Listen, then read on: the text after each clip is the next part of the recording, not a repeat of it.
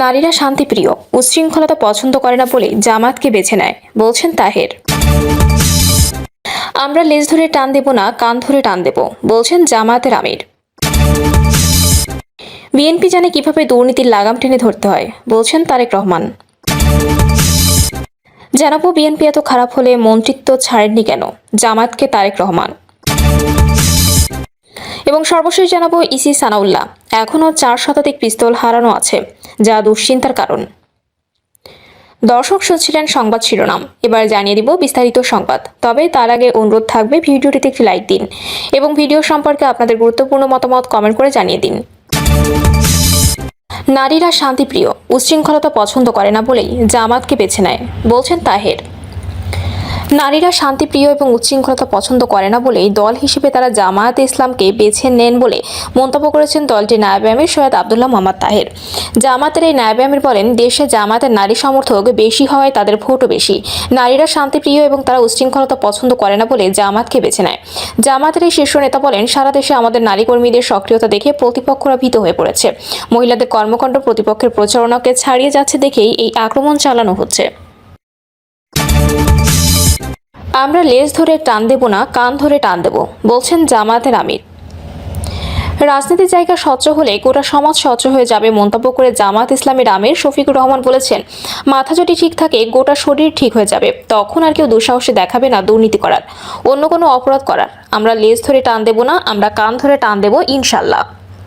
যারা অপরাধ করুক কোনো ছাড় নেই। জামায়াতের আমির বলেন, একদিকে আপনি মায়েদের হাতে দিবেন ফ্যামিলি কার্ড, আর প্রতিপক্ষ হলে সেই মায়ের গায়ে আপনি হাত দিবেন। ফ্যামিলি কার্ড আর গায়ে হাত দুইটা একসাথে চলবে না। তিনি বলেন, এটা জরুরি নয়, জামাত ইসলামীকেই দেশ শাসন করতে হবে, তবে এটা জরুরি এই দেশের সুশাসন থাকতে হবে। এই দেশকে যারা ভালোবাসে তাদেরই শাসনের দায়িত্ব দিতে হবে। পৈতৃক সূত্রে, জমিদারের সূত্রে রাজনীতিও দেশের মানুষ আর দেখতে চায় না। জামাত ইসলামী ক্ষমতায় গেলে সমাজের সকলের জন্য ন্যায় বিচার কায়েম করব ইনশাল্লাহ। ব্যাংক ডাকাত, শেয়ার মার্কেট লুটেরাদের কি হবে এমন প্রশ্ন তুলে শফিকুর রহমান বলেন, তারা অনেকে পালিয়ে গিয়ে বিদেশে আলিশান বাড়িতে থাকেন। আল্লাহ যদি আমাদের তৌফিক দেন, আমরা ওদের পেটের ভেতরে হাত ঢুকাইয়া জনগণের টাকা বের করে নিয়ে আসবো। সেই টাকা রাষ্ট্রীয় তহবিলে যোগ হবে। জামায়াতের আমির বলেন, আজকে দেখলাম একজন উন্মাদ হয়ে বলতেছেন জামাত ইসলামের নারী কর্মীরা কোথাও আসলে ওদের পোশাক খুলে ফেলবেন, সেটা সহকর্মীদের হুকুম দিচ্ছে। আরেকজন মেয়ে হিসেবে হুকুম দিচ্ছে ওদের হিজাব ও নিকাব খুলে ফেলবেন। এর নাম গণতন্ত্র? নির্বাচন আগে যদি আপনি এটা করেন, নির্বাচনের পরে কি করবেন? বিএনপি জানে কিভাবে দুর্নীতির লাগাম টেনে ধরতে হয়, বলছেন তারেক রহমান। বিএনপি চেয়ারম্যান তারেক রহমান বলেছেন, জনগণের জন্য কাজ করতে হলে একটি রাজনৈতিক দলের পরিকল্পনা থাকতে হয়। একমাত্র বিএনপির সেই পরিকল্পনা রয়েছে। বিএনপির পরিকল্পনা অভিজ্ঞতা রয়েছে কিভাবে দেশ পরিচালনা করতে হয়। বিএনপির অতীত অভিজ্ঞতা রয়েছে কিভাবে শিক্ষার আলো ছড়াতে হয়, আইন শৃঙ্খলা পরিস্থিতি নিয়ন্ত্রণে আনতে হয়, দুর্নীতির লাগাম টেনে ধরতে হয়। তারেক রহমান বলেন, গত 15 বছর দেশের মানুষ ভোটের অধিকার থেকে বঞ্চিত ছিল। ভোটের অধিকার না থাকায় জনগণের স্বাস্থ্য, শিক্ষা, চিকিৎসা, রাস্তাঘাটের সমস্যার সমাধান হয়নি। যদি ভোটের অধিকার থাকতো তাহলে জনগণের সমস্যার সমাধান হতো। মানুষ চায় অসুস্থ হলে তারা যেন সময় মতো চিকিৎসা সুবিধা পায়। মানুষ মৌলিক অধিকারগুলো নিশ্চয়তা চায়। এ সময় তিনি জামায়াত ইসলামীকে উদ্দেশ্য করে বলেন, একটি রাজনৈতিক দল বিএনপির সাথে স্বৈরাচারের ভাষায় কথা বলছে। স্বৈরাচারের বক্তব্য ছিল যে বিএনপি দুর্নীতিতে 5 বার চ্যাম্পিয়ন ছিল। তিনি জামায়াতকে প্রশ্ন করেন, 2001 থেকে 2006 পর্যন্ত বিএনপির মন্ত্রিসভায় তাদেরও 2 জন মন্ত্রী ছিল, তাহলে তারা কেন পদত্যাগ করে আসেনি? কারণ তারা ভালো করেই জানত খালেদা জিয়া কঠোর হস্তে দুর্নীতি দমন করেছে। বিএনপি এত খারাপ হলে মন্ত্রিত্ব ছাড়েননি কেন, জামায়াতকে তারেক রহমান। বিএনপি চেয়ারম্যান তারেক রহমান বলেছেন, আপনারা পত্রিকায় দেখেছেন একটি রাজনৈতিক দল যারা এখন পালিয়ে যাওয়া স্বৈরাচারের মুখের ভাষা ব্যবহার করে বিএনপির বিরুদ্ধে কথা বলছে।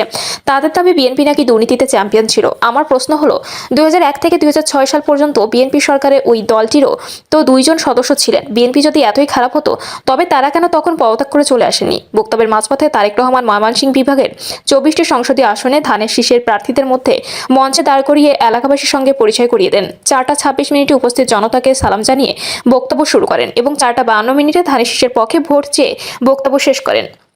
এরপর তার গাড়িবহর গাজীপুরের উদ্দেশ্যে রওনা হয়। তারেক রহমান বলেন, তারা পদত্যাগ করে আসেনি কারণ তারা জানতো দেশনেত্রী বেগম খালেদা জিয়া কঠোর হস্তে দুর্নীতি দমন করেছিলেন। তৎকালীন সরকারের সেই 2 মন্ত্রী জানতেন বেগম জিয়া দুর্নীতিকে প্রশ্রয় দেন না। আন্তর্জাতিক সব পরিসংখ্যান বলে পালিয়ে যাওয়া স্বৈরাচারী সরকারের সময় দেশ দুর্নীতিতে নিমজ্জিত ছিল। কিন্তু 2001 সালে বেগম খালেদা জিয়া যখন দায়িত্ব নেন তখন থেকে দেশ দুর্নীতির করাল গ্রাস থেকে মুক্ত হতে শুরু করে। তিনি আরো বলেন, যে দল আজ বিএনপিকে এভাবে দোষারোপ করছে, সরকারের প্রথম থেকে শেষ দিন পর্যন্ত তাদের 2 মন্ত্রী বহাল থাকা প্রমাণ করে তারা নিজেরাই এখন মিথ্যা কথা বলছে।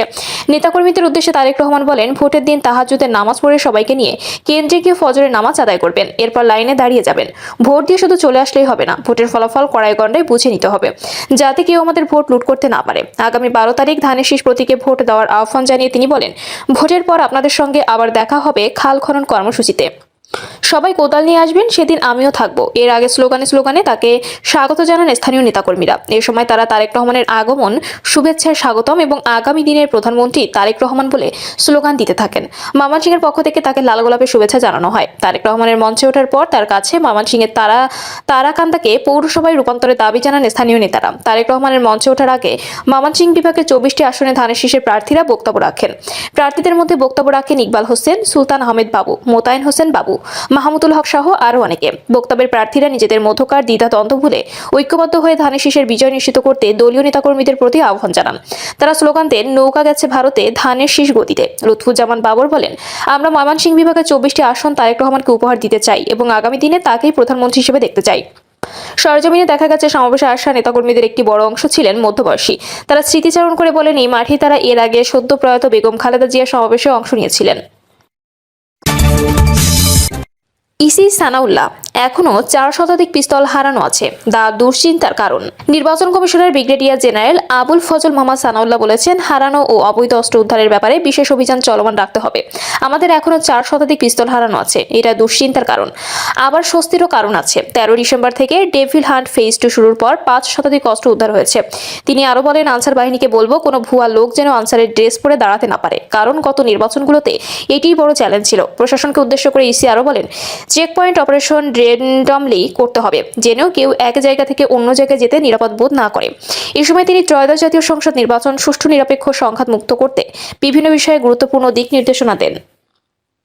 প্রিয় দর্শক, এই ছিল এখনকার সর্বশেষ সংবাদ। আপডেট সব সংবাদ পেতে চ্যানেলটি সাবস্ক্রাইব করে বেল আইকনটি ক্লিক করে রাখুন।